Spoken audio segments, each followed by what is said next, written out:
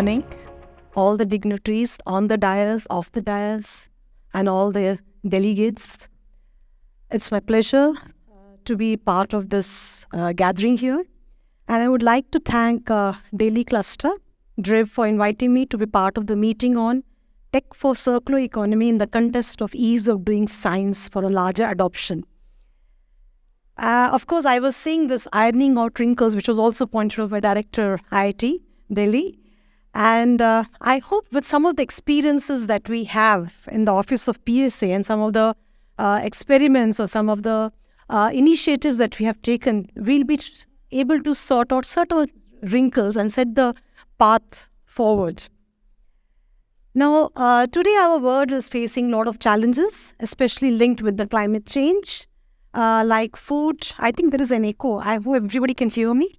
You can use this end mic. There must be an end mic. Okay. Yeah. So, a lot of challenges, especially linked with climate change, like the food, water, energy security. There is an increased frequency of pandemics, biodiversity loss, environmental pollution, etc. And added to this, there is a constant pressure on us to, preserve our natural resources. And therefore, the circular economy plays a very, very major role in the entire exercise. Now, the countries around the world are developing and executing sustainable strategies to transition into effective circular economy. These strategies are fueled by emerging technologies and digitalization. Advancement in technology innovations makes the process of transitioning to circular economy even more challenging. It has to be optimal and also cost-effective. And this has just been actually elaborated by Director IIT Delhi too. Now, a few of the technologies like big data, artificial intelligence, blockchain, cloud computing, Internet of Things, these are some of the challenges and they're crucial for achieving the sustainability goals. So for doing this, we need to improve our technology prowess and knowledge base, and at the same time encourage indigenization aligned with the Atmanirbhar Bharat mission. So it's important that we ease up the process of doing science. This will enable larger adoption by the end user and ultimately the citizen. So ease of doing science is basically ease of doing business. So in February 2022, our government also laid down the comprehensive guidelines for ease of doing science, basically towards less government and more governance. That is the motto of the government. As I said, the Office of PSA has taken certain initiatives for ease of doing science, both by bringing in collaboration in application of research to ensure benefit to the users. The user can be government, it can be industry, it can be even a common person. And additionally, we have also tried to bring out ease of doing science through key initiatives for a focused R&D ecosystem. And that is like we have introduced the Appendix LV in the union budget to capture the R&D expenditure allocation of central government and departments. We are encouraging state governments for introducing a separate R&D budget in their respective state budgets. 4 of the states have already introduced this. And Office of PSA has also taken up the matter with Ministry of Commerce, that is DPIIT, to enhance FDI inflow into R&D and integrate this with the overall R&D ecosystem. We are also canvassing for introducing a separate chapter on R&D exports in the forthcoming foreign trade policy. We have also taken up the case with Department of Public Enterprise last year, and now all public sector enterprises are required to target 2% of profit before tax towards R&D expenditure. All these efforts that we have made is basically to create a vibrant R&D ecosystem. Will help, of course, in the end, ease of doing science and business. And one of the major initiatives that was just mentioned earlier also by the Office of PSA was the concept of setting up this S&T clusters. And this will also be endorsed by the Prime Minister's Science, Technology, Innovation Advisory Council. The concept of clusters is quite old. It's world-renowned, in fact. But earlier, these clusters were more of a concentration of interconnected companies and institutions in a particular field in a geographical area. We all are very well, we know about it, the California wine cluster, the Italian leather and fashion industry, all these are all clusters. So we have also introduced this concept in India, but Office of Initiative initiated this with three basic principles. One is each cluster has to be built around a thematic area of focus and create a shared ecosystem, which includes at least two science providers. It can be an academic partner, it can be an R&D lab, and should have a specific end user, which can be an industry or a government. And these end users can also be a source of funding to the clusters. Second is the cluster has to become a regional or S&T solution provider and work with local bodies to understand the needs of the local population and develop technologies accordingly, or even deploy technologies accordingly. And third is to build national and global competitiveness in S&T. Now, of course, you will be hearing later in the day from Shipra. The Delhi cluster focuses on solid waste management, AI/ML in healthcare, effective education, e-mobility, etc. While our Hyderabad cluster has been concentrating its efforts in life sciences, food and agriculture and sustainability.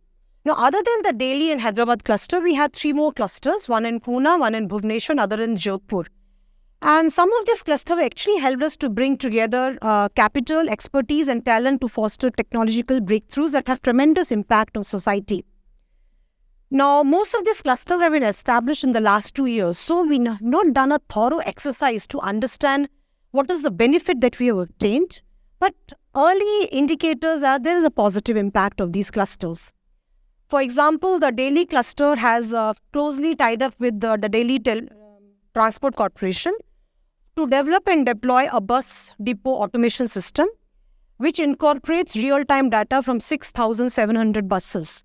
Now, this has led to an increase in efficiency and cost saving for DTC, and has also increased the ridership of Delhi DTC.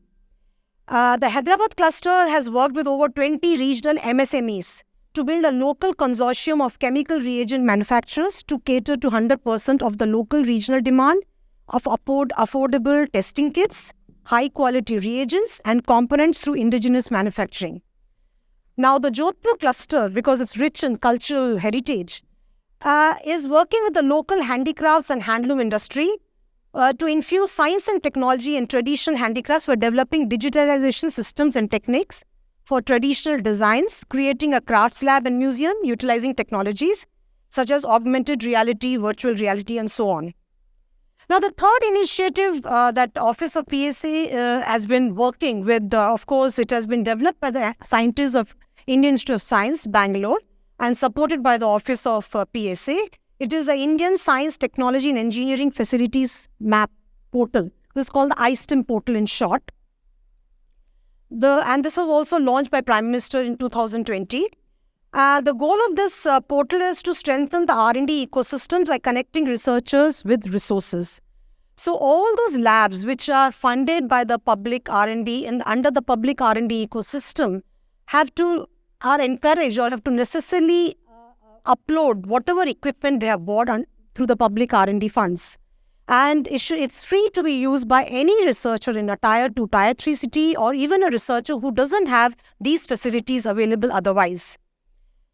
So, the portal hosts a database of facilities across India so that a researcher desirous of using any of them can search for the same and make a booking online for using it. Presently, the portal lists more than 23,000 species of equipment from 1,520 institutes across the country and has been used by more than 16,000 researchers across the country. A digital catalogue of indigenously developed technologies and products is also hosted on the portal to enhance R&D collaboration and skill development across the country. iSTEM is also supporting 850 researchers with the use of software such as ComSol, MATLAB and LabVIEW at no cost.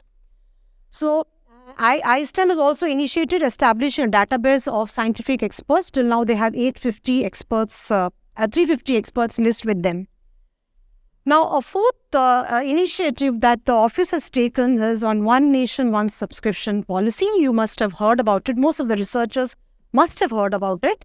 This, of course, we are working along with Department of Science and Technology and also the Department of Higher Education, where we actually basically want that we want to ensure that access to scholarly articles and literature reaches large academic and student communities, and at the same time, we also save money on article processing charges. So this is something, a step further to open access transformation in India. Now, the last initiative that I would like to mention here is about the Agni mission. This is one of the 9 missions of the PM's track. Agni stands for Accelerated Growth of New India Innovation. This aims to boost the innovation ecosystem in the country and help commercialize innovative solutions aligned with national priorities. It also ensures Indian innovation remains globally competitive. Now, the Agni mission was launched about 2 years back. So initially, the Agni was basically working on a principle of matchmaking. It was doing a matchmaking of the technology available and what is the requirement on the other side. So, and for this, Agni was launching a lot of innovation challenges, also doing technology scouting and so on. But somehow this model did not prove successful. As you would say, it was not doing any ease of doing science. It was not under that banner. So last year, we changed the way Agni should function. Now, Agni is, of course, Agni is basically engaged with the government departments and ministries, working with the government agencies, working with the government. And so again, it basically works on 4 parameters. It first evaluates the ground level requirement at point of contact through field work and field surveys.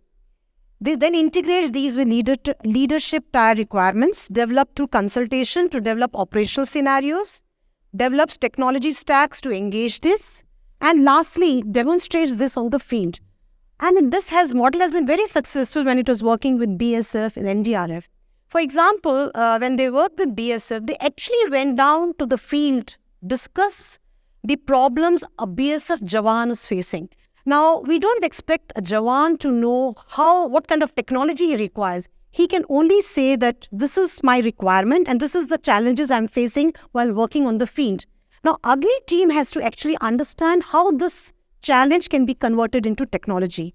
At the same time, Agni team is also talking to the leadership and understanding what is their vision for the forces and also how they would like their Jawans or the people at the field to respond to. Then the Agni team connects the requirements both from the user end and the leadership position and try to see what technologies are available and what can be deployed and what can be developed. And then they actually scout for these technologies and demonstrate at a field level.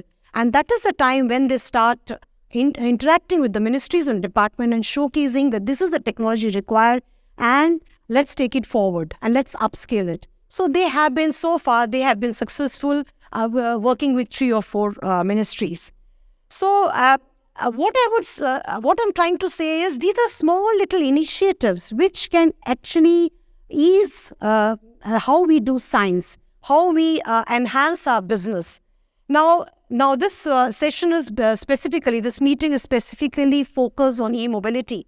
Now, e-mobility, of course, is again a very challenging area and we need to address this.